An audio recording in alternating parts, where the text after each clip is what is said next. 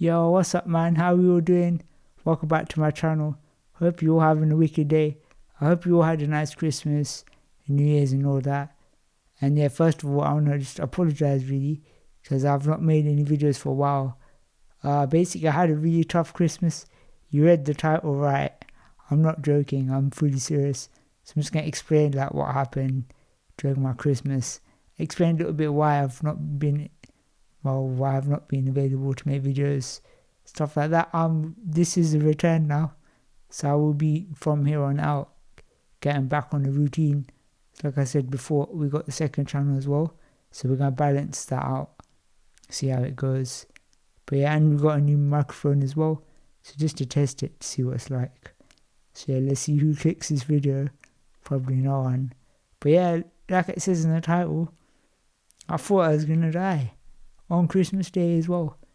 It was mad. So I'm just going to explain what happened because it sounds a bit crazy, but in the end nothing happened, but it's a bit of a scare. So yeah, basically what's happened is maybe started a week before Christmas.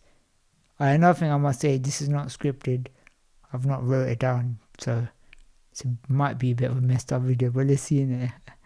But yeah, it was about a week before Christmas. I was getting a lot of gas, indigestion, stuff like that. It was basically fighting, burping like every 5 minutes or something. It was quite bad. Now obviously, you just think it's gas in it. Like, it's not a big deal. But it just started to get worse. And when I really noticed it was probably a couple of days before Christmas, especially New Year's Eve. I had like my sister.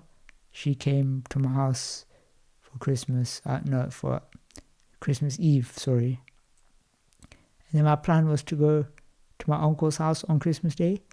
Obviously that went all out the window. So like Christmas Eve I was getting really bad gas. That was probably the day before Christmas Eve actually. Where basically I'm burping up acid.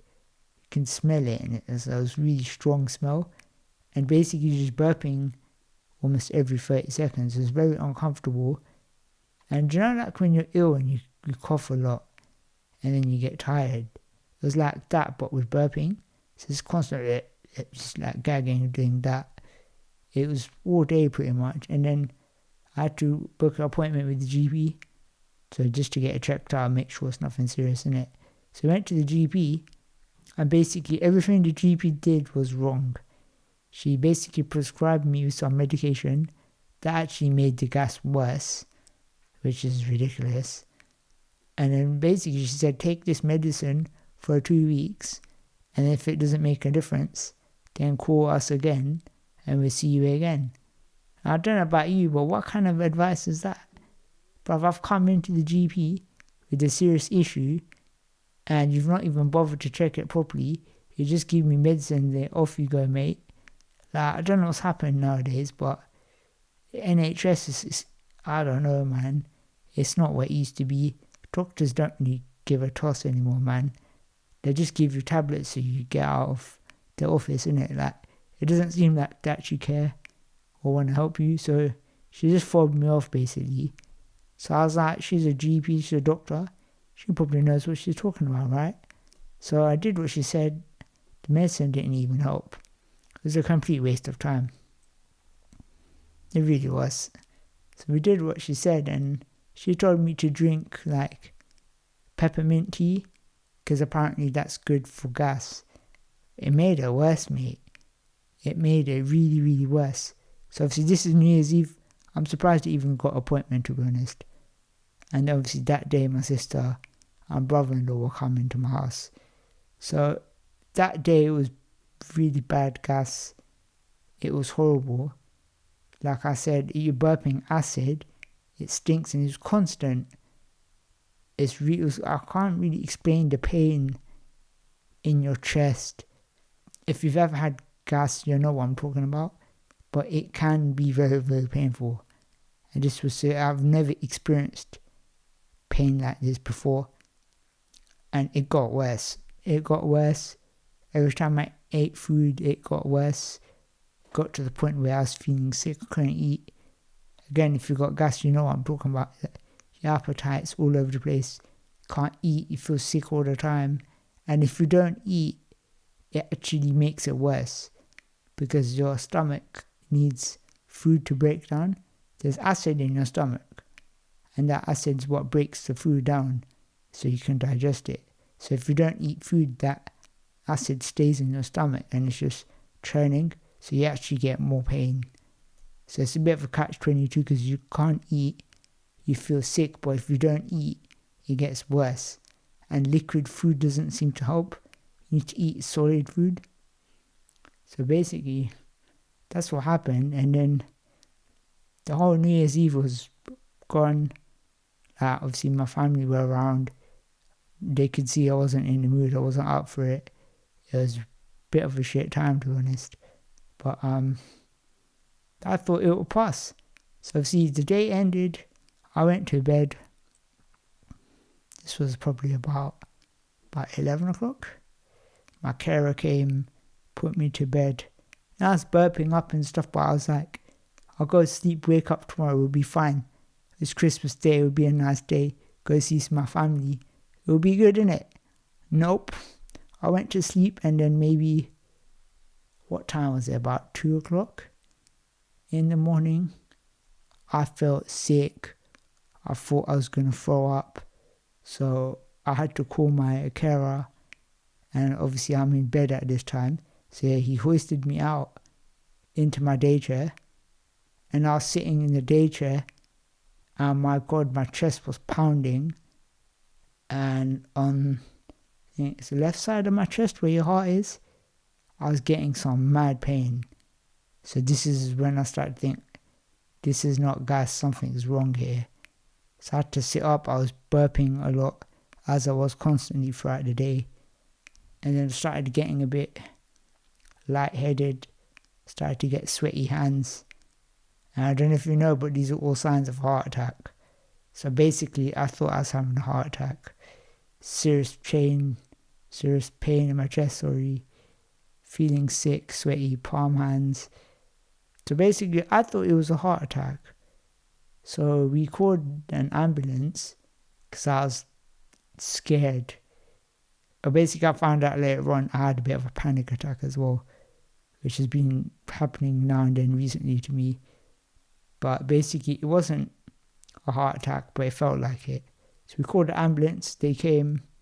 She checked my heart and said that it was irregular, which means it wasn't beating on the same path that it should. It was missing beats. She said it was skipping beats. So like it would beat, and then nothing, then beat. So it was irregular beating. So that was basically a big issue because your heart shouldn't be doing that. So she admitted me to the hospital. So obviously, the ambulance came. And this was another thing, yeah. Did you know an ambulance can't fit a wheelchair? I thought that was mad. I was like, surely an ambulance can fit a wheelchair, right? But now, obviously, they need you to go on a stretcher. Now, stretcher is a bit of a problem for me because I can't lie flat. I get severe back problems, so I can't lie down flat. It's even with beds as well. I have big problems with that. The bed I've got here, it's a profiling bed. It's a turning bed, so you can literally move every part of the bed with the buttons. It's a really wicked bed, but it's a very expensive bed, so hospitals don't have it. So I can't really stay in the hospital. So this was stressful to me. I was like, what the hell am I going to do? So see, that was a problem. But the first problem is, how am I going to get to the hospital? Because the ambulance is not going to take a wheelchair unless I get on the stretcher, and obviously you can't do that. So we had to end up taking my van. My mum had to drive us, following the ambulance to the hospital. And that's what we ended up doing after. Because you can't fit an ambulance. I thought that was mad. But that's what we had to do. So we got to the hospital. And then they basically put me on a drip. They said I was dehydrated, which every hospital says you're dehydrated. I don't know why. They always drip you with water for no reason. So we had to do that. And then they gave me some medication for nausea. So again, that was a drip. So that took about 2 hours. So got to the hospital about 3 or 4 a.m. and then 4 a.m., 5, about 6 a.m. Then I started to feel okay, started to feel normal again. The burping stopped, the acid was still there, but it was a lot better. But the thing is, right, the hospital were not honest with me and they wouldn't let me go. Like, they kept me in the hospital. And I thought, obviously, at the time, the big issue was the gas. But they were actually keeping me in the hospital because of the irregular heartbeat, and they didn't even tell me. So they're running all these checks to see if my heart was alright. So my fear of having a heart attack wasn't exactly completely off the mark. There was something wrong with my heart. So they were checking it, and basically it got to, I think it was 6 p.m. And keep in mind, we got in the hospital at 4 a.m. So this is a long time. I've been sitting in my chair that whole time. Because like I said, I can't get in the bed because of my back. So I was knackered in it. And the gas settled down. They basically prescribed me with this sort of gas medicine to eat every day. And that settled me down quite a lot. So now I'm okay. But basically, I had to sign a letter so that I can discharge myself, because the hospital wouldn't let me go. And they were saying, you've got risk of heart failure and all this crap because it's missing heartbeats. It's complete rubbish, man. They were scaremongering me into trying to keep me into the hospital so that they can run tests on my heart. And I was knackered. I can't stay in the hospital anyway, so I don't know what they were doing. I had to have an argument with the doctor just to like get released. It was ridiculous. Like, they shouldn't be able to hold you against your will like that. And they're really forcing me to stay in the hospital. So basically what ended up happening is they discharged me because obviously I signed the letter. And in the outpatients, I had to go back. And they gave me like a heart monitor for 24 hours. So they sort of stick it to your chest and strap it to your arm. Well, nice. They stick it to your chest, innit? And then you leave it on for 24 hours. So they monitor it, and then you drop it back to the hospital, the machine. So we did all that, no problems, and then I got a call maybe 3 weeks ago from the doctors, and they said it's all fine. They said there's nothing to worry about, and they just gave me some medicine that I have to eat every day. That was it. So they were in the hospital holding me saying, risk of heart failure, this and that. It was all crap in it. Don't know why they did that. So basically the short story is I'm fine now. Everything's good, but I've had to adjust like my diet quite a lot. So this is another thing I need to talk about, because I go to Queen Square Hospital for checkups. It's every 6 months. It's just next to Great Ormond Street, and they do, it's basically like an MOT in it. They test everything. And they were telling me I was losing a lot of weight because my appetite went down and I wasn't eating a lot. So they were telling me, right, increase your calories. They said to me, you can eat fatty foods, eat everything that's bad for you, drink full fat, everything, because you need the calories. So I was doing that, right, following that advice. But the problem is, a lot of fatty food is processed food. And processed food is bad for your gut and for your stomach. So basically, all those months I was eating unhealthy, trying to stock up, get the calories up, was basically what was causing the gas as well. Because processed foods, I've done a lot of research into it now because I had to, but a lot of food in supermarket is processed. Processed meaning it's got chemicals and stuff in it just to preserve the food. So for example, like bread's got a lot of preservatives in it, so that it lasts for 2-3 weeks. And obviously that's not normal. They put stuff in it for it to do that. And a lot of food is like that. So the more processed food you get, the more gas and stuff you get. So because I needed to eat calories, I was eating all this unhealthy food, and basically that's what was causing me the gas.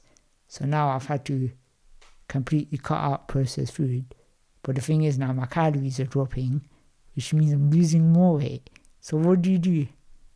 It's like no matter what you do, there's a problem in it. So literally I'm eating a lot of fruit now, a lot of vegetables, very healthy foods, not processed foods and all that. So yeah, what are you doing it? You're trying to put calories on, you do that, and then you get stomach problems.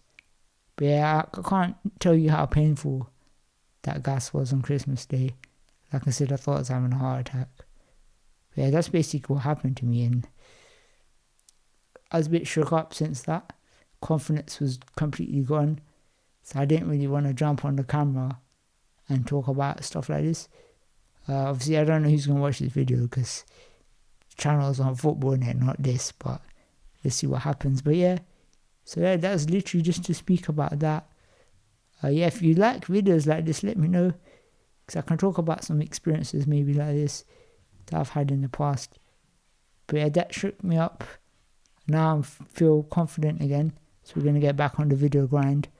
We've got the championships this weekend actually. So I'm recording this on Tuesday, so Thursday, so this will come out on Friday. It's a championship weekend the next day, Saturday, Sunday. I'll be there on Sunday, I think. So I'll get back on the grind. And yeah, man, so if you enjoyed this, make sure you like, subscribe, all that good stuff. If there's any other topics you want to hear about, let me know. But yeah, man, we'll be back with football stuff next week. So yeah, thanks for watching. See you guys in a bit. And peace.